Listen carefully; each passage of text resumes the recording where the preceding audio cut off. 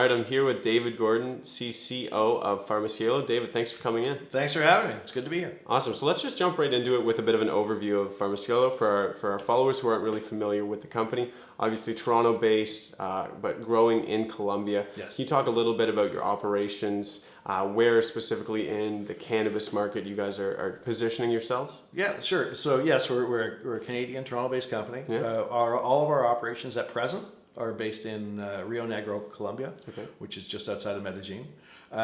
What we have down there is about 39 hectares of operating space, of which 12.1 hectares is an open-air nursery greenhouse. Yeah. And the balance is taken up by the other operations, including the processing facilities. Right. So converting the dried flower into extracts and oils. Colombia is a medicinal extract only country. Yeah. So no flower. So Very no different. flower, no dried flower, yeah. no recreational. It's a very different world that way, and that's our focus. Right. Excellent. And so you say Colombia isn't a flower country, but that's only on the consumption side. Obviously, on the growing side, you guys are like it's perfect for growing cannabis. You're talking about chrysanthemums or chrysanthemums. Yeah. But can you touch a little bit on the growing costs you guys are projecting or what you're saying out there to investors? Yeah, so our growing costs, our cultivation costs are really quite modest. And actually, I'm being shy. They're extremely competitive to the rest of the marketplace at less than 5 cents a dried, less than 5 cents Canadian a gram dried flower.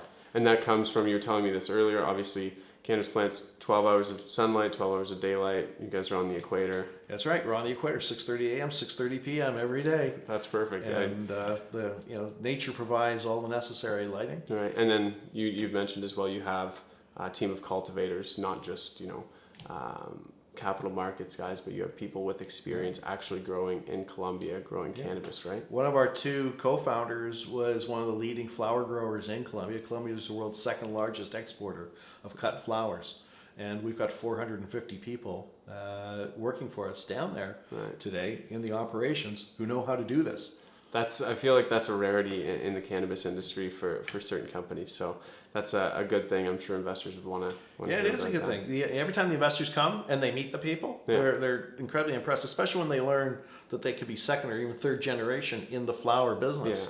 Yeah. These aren't people who are trying out something cool and interesting for 6 months. Yeah. This is a career. Or trying to make a quick buck. It's a craft, lifetime it's a choice. career. Yeah, that's excellent. I mean, that obviously is going to speak well to the ability to grow product efficiently.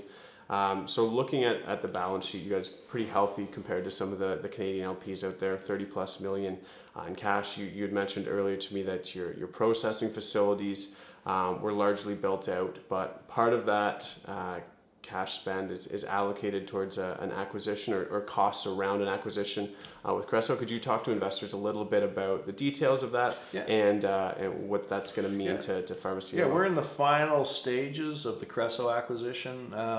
In about a month's time, or less, the 11th of November, the Creso shareholder vote happens on the acquisition,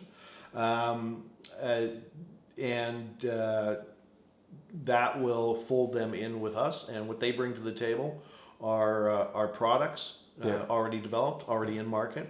They have the associated revenue with that, and they're at the early stages of their revenue. That'll grow significantly in 2020 for them. The PharmaCielo proper revenues will grow substantially in 2020. 2019 is our dipping our toe in the water, as it were, and starting to set the stage. On both those aspects, it'll come into play. The Creso products are developed by a group of ex-pharmacy leaders, so they're very health focus for the marketplace, and as I said, and the animal health as well as human health, and that is a growing part of the market. Absolutely, and that's very much expected. And to be clear, you guys are supplying CBD isolate to them. Yeah. And where would you say, their main footholds are for the distribution of the sales side of things? Well, right now, at PharmaCielo proper, we're doing regular shipments into Switzerland. Yeah. We've begun into a couple of other European markets. Yeah. The most recently announced, we've signed agreements with throughout Latin America. Okay. Yeah. That are just in the final stages that have been announced. And we most recently announced in the last couple of weeks that we've an agreement and shipments into the United States. Oh wow. For CBD isolate. Yeah. And that was a lot of work involved. I can imagine. And just understanding how to do it is an asset. Yeah, absolutely. And so I think you guys mentioned you guys don't provide any guidance on revenues or EBITDA or anything like that for 2020. But obviously you point to some analysts and they're pretty favorable on PharmaCielo. Do you want to just highlight what they're saying right now?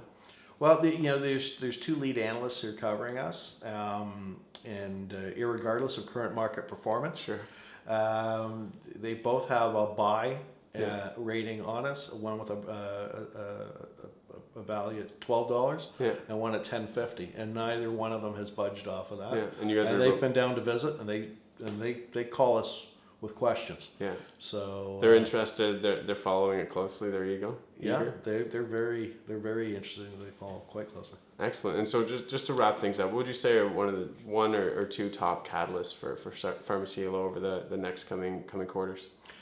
The top catalysts are really just about it'll be about integration of the Kreso acquisition, and which includes a Canadian LP, Mernova, out in Nova Scotia.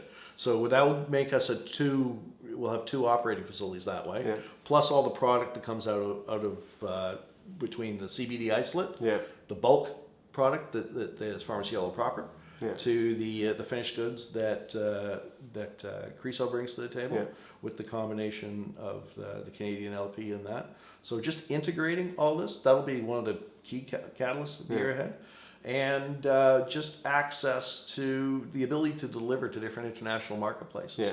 Figuring out the how, the why, the mechanics of it all, the regulatory, You're leading the way, so there's a lot of challenges there. Yeah, and the analogy I use with my friends in Colombia, which they don't seem to understand, I say it's like being the first guy in line when you're snowshoeing. Yeah. That's the hardest work. You gotta blaze the second trail. guy's got a little easier, the third and the fifth, and so on and so on.